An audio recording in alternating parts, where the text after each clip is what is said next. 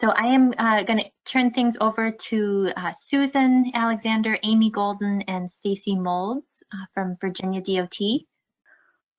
So today we're sharing our story with you in hopes that what we have will provide some insight for those who are still on the fence about entering the Monarch CCAA and ultimately commit to implementing measures that will benefit the monarch and its habitat. So when we were first approached about joining the CCAA, we knew that we were already doing some of the conservation measures in our right-of-ways, and the pollinator habitat program had been established and was well underway. So in January 2019, we joined the Monarch CCAA Task Force group during the phase 2. And in the beginning, we were asking a lot of questions internally about our roadway system and what we should or could enroll in, how our roadways or right-of-ways were being managed. Okay, next.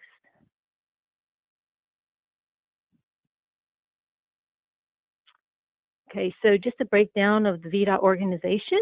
So we have 9 districts that are subdivided into residencies and area headquarters, and then the central office is in Richmond. So the residency offices are the ones that handle oversight of roadway maintenance and emergency responses within the counties in their regions. And then the area headquarters are essentially the boots on the ground, and they're the ones who are responsible for the routine maintenance work, such as patching potholes, mowing, and plowing snow. And then looking at the maps here, you can see that there's the contrast and the complexity between the 2 different road systems when we're looking at interstates and primary or state highways on the right, and then the secondaries or rural roads on the left. And then so statewide, we have over 128,000 lane miles of roads that are maintained by VDOT. So the interstates are the ones that are the main connectors between the major cities and neighboring states, and the primary roads connect cities and towns with each other as well as with the interstates. And then the secondary roads are, like I said, the local connector, rural or county roads. Okay, next. So this is so of course, early on the questions is like, what do we have and what do we enroll? And so we in environmental met with the managers and the key players from the roadside maintenance division to get conversations and thought processes going. And one of our first challenges was, what we have, what would we enroll, and where would we be able to adopt the conservation measures.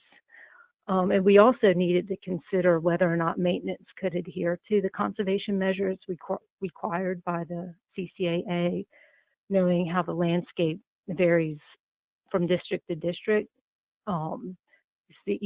Each area headquarters has different approaches to timing of vegetation management or mowing throughout the growing season, and it was really a big concern for them in being able to complete the final cut in time for them to start mobilizing for snow duty. So, and the other thing that we found out was that we had no mapping of our right-of-ways, and we didn't really have any kind of inventory of what our right-of-way acreages are. So we didn't have a whole lot to go on.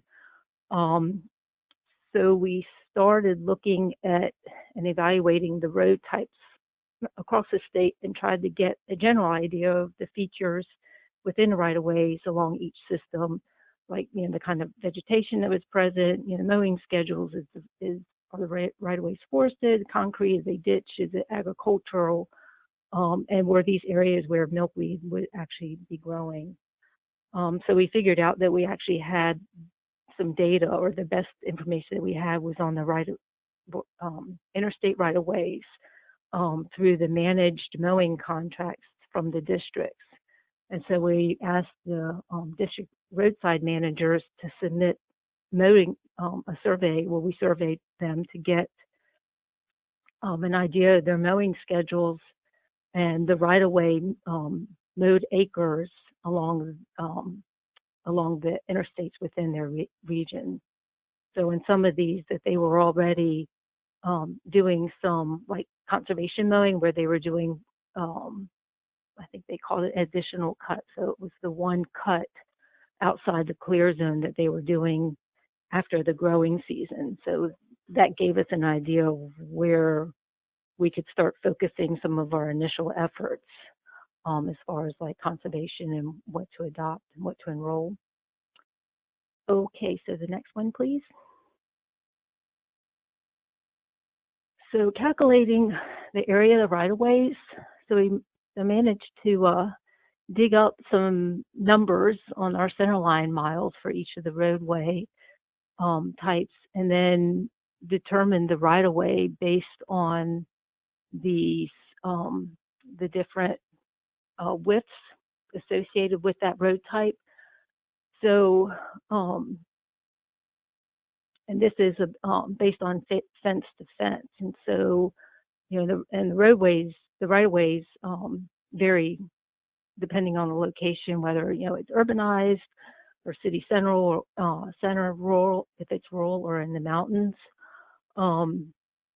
So, and also knowing that the right-of-ways vary across the state, we anticipate that these numbers that we have calculated here as far as our estimated right-of-ways may fluctuate as we get better information through GIS mapping and get a better idea of what the pervious and impervious surface areas are. So what we did is we compared the interstate right-of-ways with the primary and secondary right-of-ways, and just played with the numbers, and then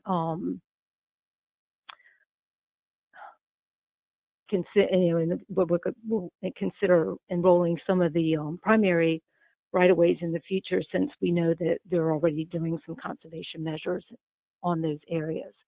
So we took this information and we developed some pros and cons, and for enrolling the entire road system versus part of the road system. Okay, next please. And so this is what we came up with to present to our upper management as part of the decision-making process. We already had some buy-in by upper management, so really our decision was hinging on what we should enroll.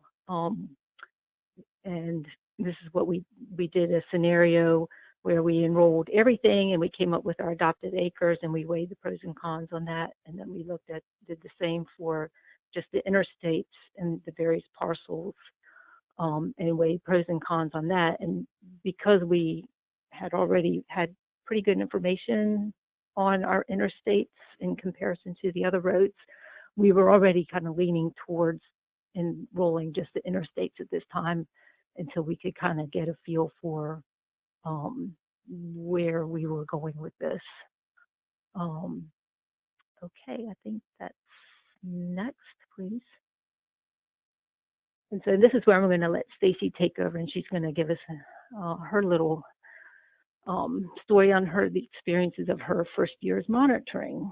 So Stacey, if you want to take over. Okay, can you guys hear me? Yes. Okay. Yeah, so we completed our first year of monitoring. We did this, we did not start until near mid-August to mid-September. We kind of feel like it was a good first run. So next slide, please. We went with 30 sample sites based on the number of acreages of our number of adopted acres. And 28 of those 30 sites were along our interstate right-of-ways, because that's the majority of our adopted acres. And then we also had 2 additional sites to represent our seeded and planted sites. One was at one of our Pollinator habitat program sites, and one was an idle lands area. So just wanted to quickly explain how we chose our randomly selected sample plots. We eliminated sections of the interstate where we knew, based on the survey that Susan mentioned, where conservation mowing currently was not taking place. We also took a cue from I think it was Texas, from their case study. We eliminated some of the highly urbanized areas. And then I basically took the center lane miles for the portions of interstate that where we knew conservation mowing was occurring, and to better distribute it geographically, looked at the districts where we had more interstate mileage. So, for example, our Fredericksburg district, we only had one interstate in that district, and there are only about 50 miles within the Fredericksburg district, versus our Richmond district, we have 4 different interstates and we have 300 miles. So the Fredericksburg district received 1 sample site and the Richmond district received 9. So basically I used a random number generator using the center lane miles from the beginning to the ending termini, and just came up with mile marker locations down to the nearest 10th, and then also randomly chose north or southbound or east or westbound and shoulder versus median. And then I gave that list to Susan, who's really our GIS pro, and she took that list with my mile markers and translated that into coordinates for me, latitude and longitude, because that's something that, at least for Virginia with Google Maps, you can't put in the mile marker and get a location. So once we had that, then we did some desktop reconnaissance using Google Maps, and the Streets View is very helpful to see if those sites that we selected were appropriate for monarch habitat. And a few sites immediately we had to throw out. One was on a bridge crossing, one was obviously very wooded, and or several very wooded, and a few were actually on narrow medians that were mostly concreted over. So for areas where it didn't look like it was going to be appropriate monarch habitat, I basically just kind of scrolled up using Google Earth, half a mile north or south or east or west until I found a location that looked promising. Next slide, please. For our biological monitoring, let's see here. Just wanted to point out we used the Tier 2 scorecard, and this year we were a little behind, and so I did not use the Esri 123 application. I just printed the scorecards out, used a clipboard in the field, and then when I came back, transcribed that data into an Excel spreadsheet using the format given to us by the CCAA, and then added additional fields as necessary. I just thought I'd go over a few things that I found to be helpful that might be helpful for others.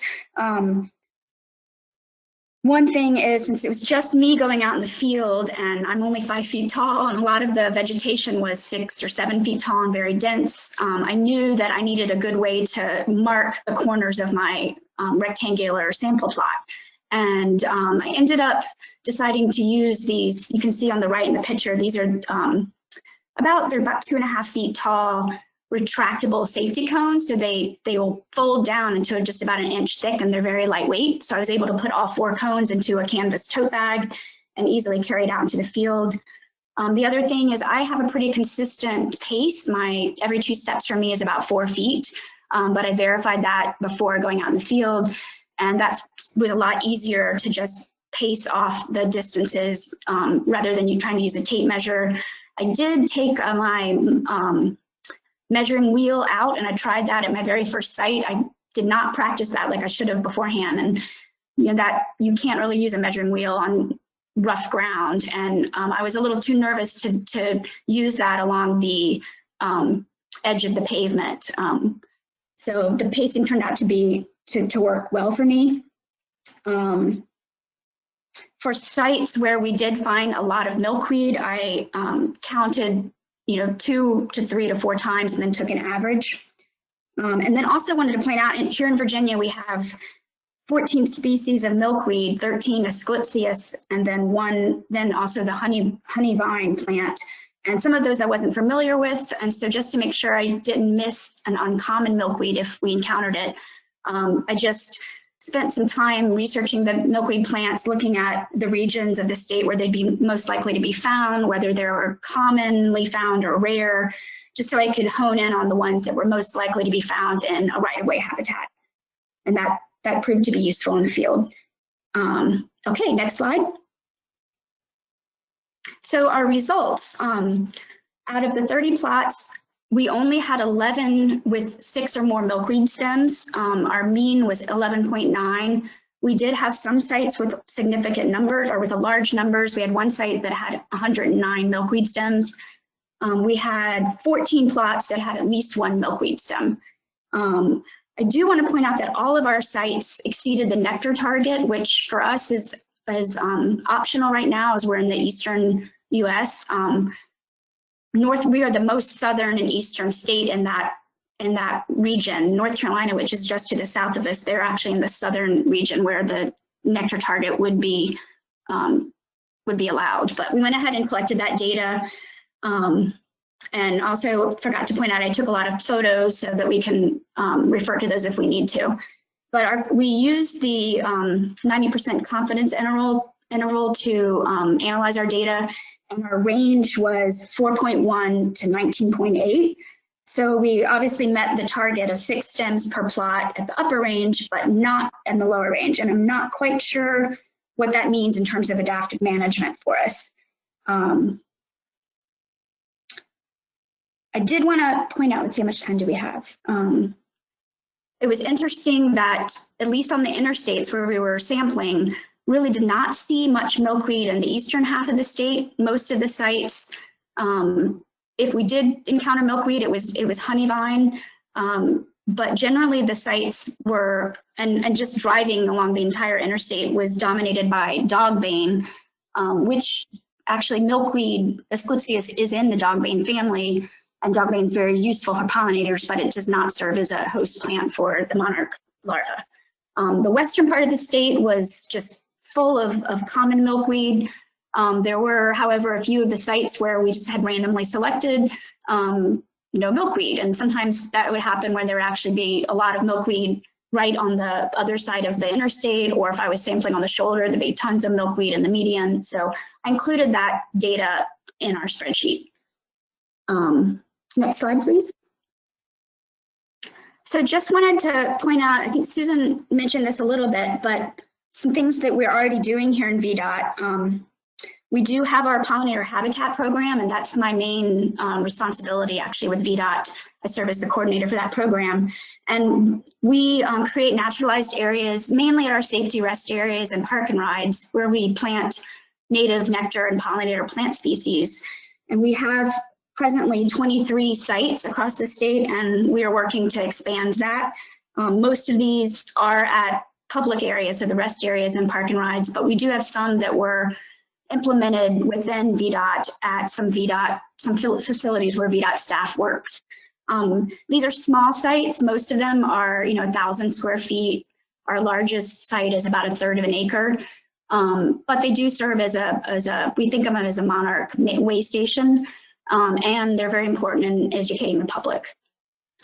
Susan also mentioned that we're already doing conservation mowing on many of our roadways. We mainly on our interstates and our larger primaries. And a few years ago, our pollinator habitat program, of which resides in our maintenance division in VDOT, worked with the maintenance division to modify our best practices for mowing, where we encouraged to not mow the areas beyond the clear zone until the dormant season. So we were already doing that, and what we hope to improve with this CCAA membership is to do a better job of recording where that conservation mowing is occurring and get better data. So with that, I'm going to turn it back over to Susan. Next slide. Okay, thanks, Stacey. So yeah, this is just a transition into our conclusions or our closing remarks, and I think that this can be said for just about anything we do, is that we learn, we try, we fail, we grow, and then we try again. So I thought this was rather appropriate for what we're trying to do here. Next slide, please. Okay, so our challenges, which I mentioned earlier, is that we had minimal mapping available, which just made things, we really had to go to plan B and C and trying to figure out how to figure out what we were going to enroll in, how, just make all of this work. So in the mapping, the other thing is just knowing what was the features that are in the right-of-way and the area and the easements and how our right-of-ways were being managed, as well as the pervious and impervious surfaces, because the way that we have it now is that our enrolled lands includes pervious surface area along the roadways or the interstates, mainly because we just don't know at this point what the areas, I'm sorry, I meant to say impervious surface area, because we just don't know how much of that is right-of-way is actually paved. Another challenge that we found was that the decentralized organizational structure and the internal reporting at the district level was kind of challenging, because it's not necessarily one size fits all, and that one of our main goals was to make sure that there was some consistency across the state, and making sure that we were able to meet our target conservation goals as defined by the CCAA, and that what we developed would actually work for each of the districts. And one of the things that came from this is that the roadside maintenance did develop an internal working group with the roadside district managers, and getting a discussion going and trying to, we're looking at the CCAA and what their current practices are, and incorporating some of the measures and the conservation measures and some of the requirements by the CCA into their best management practices, so that it will become part of their everyday routine. So that's a good thing coming out of that. Another concern was local aesthetics, and there are some parts of the state where they just want to see groomed right-of-ways, so that if it hasn't been mowed, they think it looks unruly. And from what I understand, or from what I've heard, is that the area headquarters or managers are getting calls about why we haven't cut certain parts of our right-of-ways. And so part of that just comes with the public awareness and outreach and educational material to inform them about, what we're doing and why we're doing this. Training, and then the data collection, and just making sure that we have the hardware and software, and then how's the data going to be stored, and scheduling the data collection, and making sure that we're not out there trying to, Stacey's not out there trying to see what's out there like a week after they mowed, so it's just there's some communications to make sure there's communication, and that the data is actually being managed and is current. Next slide, please. So this, coming back to mapping, and now I've mentioned that several times, and we're really excited about this particular mapping because one of our districts was actually took the initiative, and because they were having problems with where they were not certain what the contractors were mowing and what they were reporting, if there were some discrepancies, or if they were mowing where they shouldn't have been mowing. And so they had contractors go out and do this LiDAR mapping on the interstates within their district. And this map here is a result of that. So they're actually doing qualitative and quantitative type of analysis in the right-of-way, so that we can see, like, where the clear zone is, the shoulder cut, and what's guardrail, and where there's, might be trees, or where there's like the fall cut, which would be like the slopes or the areas that wouldn't get cut on a normal cycle. And so the other parts of our environmental, which includes, so it's not only beneficial for maintenance, but and the Monarch agreement, but also the TMDL program has used this information for part of the land cover conversion management and the stormwater runoff, where they're actually getting good data about what's within the right-of-ways. And so we're really excited about this mapping. Right now, we have all the interstate right-of-ways within the Chesapeake Bay drainage. Those right-of-ways have been mapped, and there's the second phase is where we'll have them go back out and do the interstates in the western part of the state that are outside the Chesapeake Bay drainage, and part of that has to do with the TMDL associated with the Chesapeake Bay TMDL. So I think, let's see, next slide, I believe that's it. So if there's any questions, Okay. we'll try to address them. Excellent. Thank you so much, Susan and Stacey. I think this was really, really helpful. I was taking notes, and you had a lot of really helpful suggestions and insight into your process. So we can open it up for any questions folks have.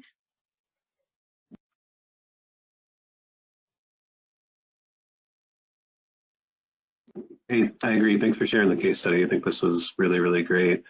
I was actually curious a little bit about the scorecard. So you used tier 2. Did you ever use tier 1 for any other plots, or like the tier 3?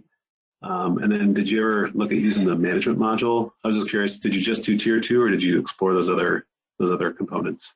I basically used tier 1, but also just went above with the tier 2 in terms of getting looking at the number of species that were currently blooming versus the number of species that weren't blooming. So I used a lot of the tier 2 parameters, but I didn't so much get into the land use questions. I mean, I did it, so it was I guess a composite sort of tier 1 and tier 2. Does that answer your question? Yeah, thanks for that. I was just curious. And then, I know we've talked a little about your monitoring results, but I was just curious, I mean, in hindsight now, so you mentioned you had like 11 of 30 plots that had milkweed. And I was just curious, for those, did you have any sense, or have you given any thought to, like, I guess, why that was? Like, was it a case of, like, was there different site conditions, or was there different management? Any Yeah, well, we had 14 out of the 30 that had at least one milkweed stem, but only 11 had 6 or more.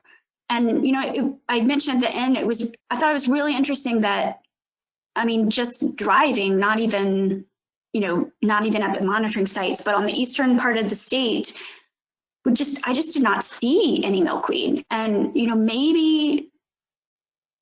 maybe because we sampled later in the growing season, there could have been some other species beside common milkweed that would have been there and just died down to the ground. But I don't really think so, because on the sites where I did see butterfly weed, it was pretty obvious, by seeing their pods. So I'm also talking with Susan that I wonder if historically maybe we were managing the eastern part of the state differently. And it's just taking longer for milkweed to be in the eastern part of the state, but the western part of the state was just full of common milkweed. But there were a few sites where my random selected site just happened to be where there was not milkweed, but there'd be some like right on the other side of the interstate. And so I noted that on the spreadsheet.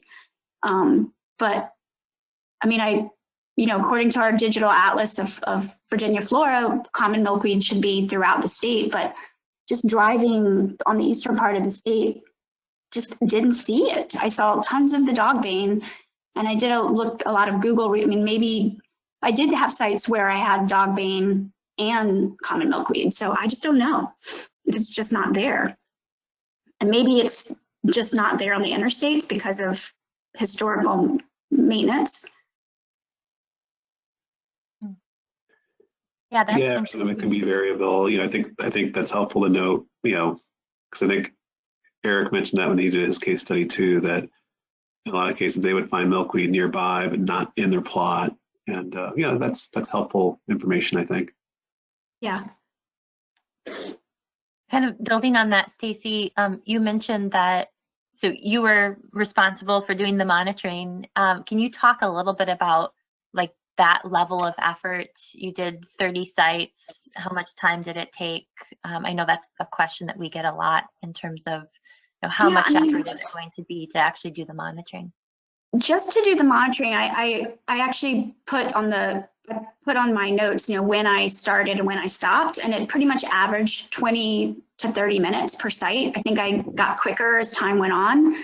The majority of the work was really picking those sites ahead of time, and just I struggled, especially in the eastern part of the state, where Virginia just, from a plant perspective, you know, just plant progression just wants to be wooded. So, you know, some of the sites, a lot of the sites that were randomly selected in the eastern part of the state, when we looked at it on Google Earth, it just looked so wooded, and wasn't sure if it was going to be a 1,500 square size area. So that probably took the most time, is just all the prep work ahead of time, and then breaking it out into how to travel. I tried to do what was most sensible, but mostly did day trips that were reasonable for Richmond, and then in the western part of the state, basically did that in one whole 2-day journey. But it really didn't take that much time once, and I think, you know, now that I've gone through this, it'll take less time in future years. Okay, that's helpful.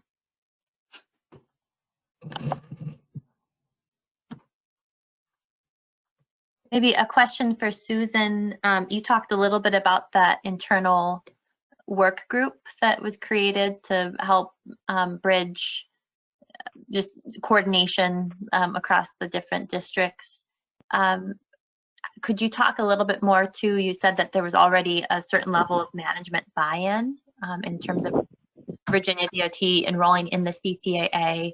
But can you talk a little bit about, I guess, what message seemed to resonate well with management, or any strategies that you took talking internally about the CCAA?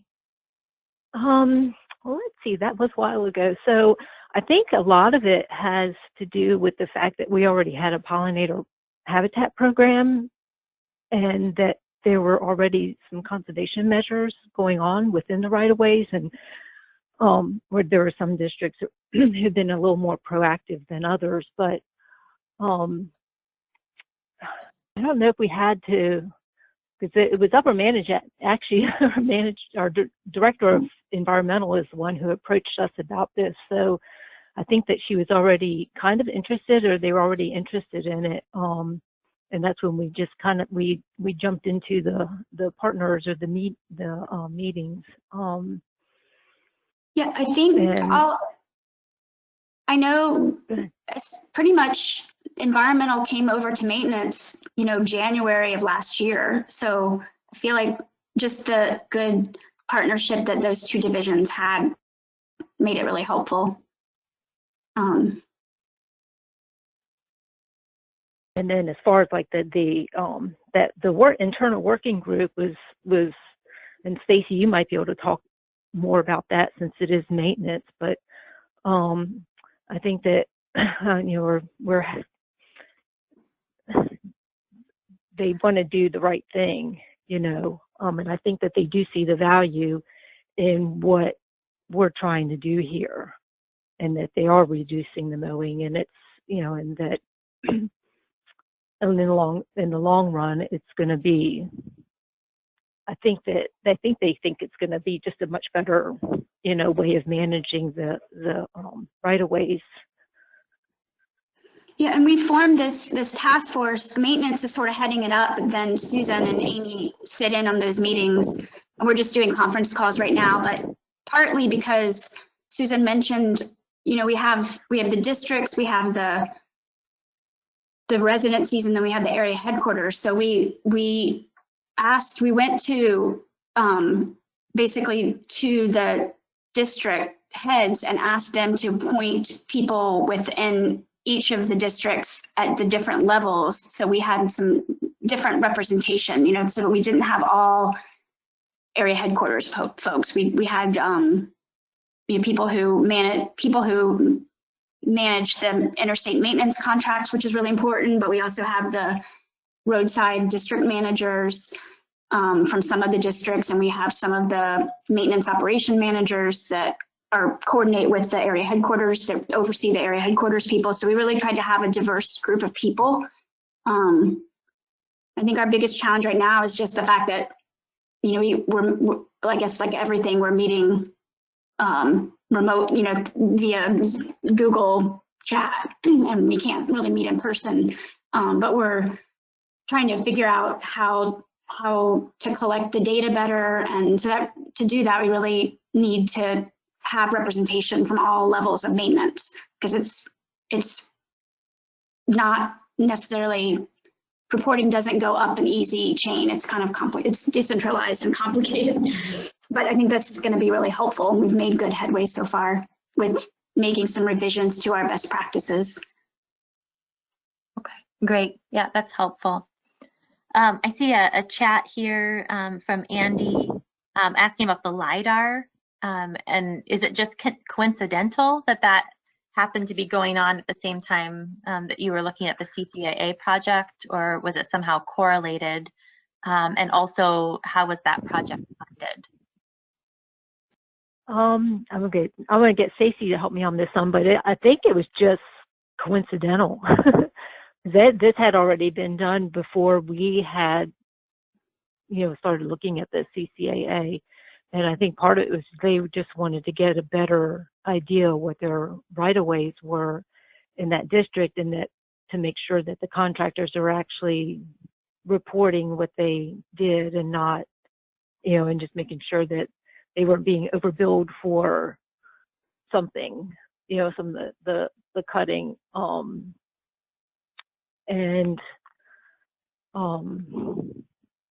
Yeah, I Stacey, think, do you have anything to add to that? I think it was just coincidental, and that the Stanton district had figured out that they needed that data. And then when we went out with our survey to the districts, that came up, you know, that we can give you really good data for Stanton. And then when we were realizing, we were realizing that we didn't have the mapping data that we needed, we thought, well, this would really be helpful, but, you know, how are we going to pay for this? Because it was costly, but in terms of Stanton district, they felt like it was a drop in the bucket in terms of the amount of money that they were spending already on mowing. So, but luckily, because we needed data for our TMDL efforts, all of the Chesapeake Bay watershed, that is being able to be paid through the TMDL monies. And so I think the next thing is, we don't know how necessarily we're going to pay for that for the rest of the state. But luckily, that's about 2/3 of the state already, and we already had Stanton. If we wanted to get that data for, you know, our secondary and primary roads, that's going to be a lot more challenging. But it was mostly coincidental. Okay. Yeah, as Yeah, Andy we had knows, wonderful timing. Yeah, sorry, go ahead. Yeah, it's just, it was, we've talked to several people within the agency who are just really excited to see this mapping. Not sure that any of us really knew that this was even available. So I think it was kind of a windfall for us. And then it was, like Stacey said, it was the TMDL program has just absolutely exploded within our agency. And so they are jumping on board with this mapping as well.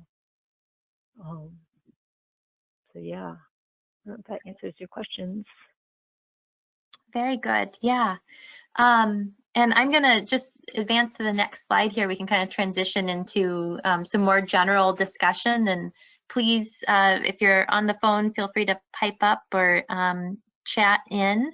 And I'm just sharing, and Stacey and Susan, of course, please continue to weigh in with your experience. But Ronan from TC Energy chatted in that they recently completed work at 29 monitoring locations where they've been doing management measures. And out of the 29 test plots across 3 states, 22 of the plots contained milkweed and 19 of the plots contained 6 or more stems, which was really encouraging for them. So that's great to hear.